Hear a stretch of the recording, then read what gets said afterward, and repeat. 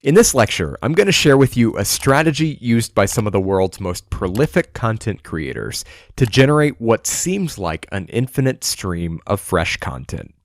So as we saw, when you're creating content for your blog, you have a number of different formats to choose from. You can do regular written posts, you can do audio, you can do video, you can do other visual formats. You have plenty of options at your disposal, and it can actually be in your interest to do more than one. You see, when you create a piece of content in one format, there's a huge opportunity there to repurpose that content and share it again in a different format. You can use that as a way to promote the original content or to deliver the same message to a completely different audience. Let me give you an example. Let's say you interview a high-profile thought leader in your industry, and let's say it's a video interview. That kind of interview by itself is an amazing opportunity to generate traffic and links and social shares and build authority and credibility around your brand. But if you just post the video and call it a day, you're not really squeezing all the juice out of the orange, so to speak. There's still a lot of untapped potential in that one piece of content. So here's what I would do in that situation. First of all, when I initially post the interview, I'd create a blog post with a video embedded at the top. I'd write up a quick summary, and below that, I would transcribe the entire interview to text, every word. That way, if somebody comes along and wants to read the interview rather than watch it, they can do that.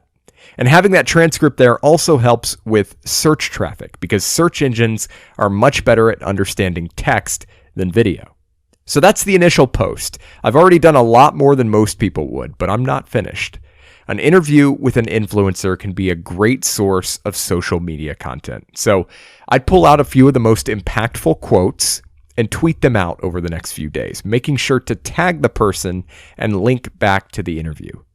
Then I'd use the same quotes to create some beautiful graphics using a tool like Canva or Pablo by Buffer.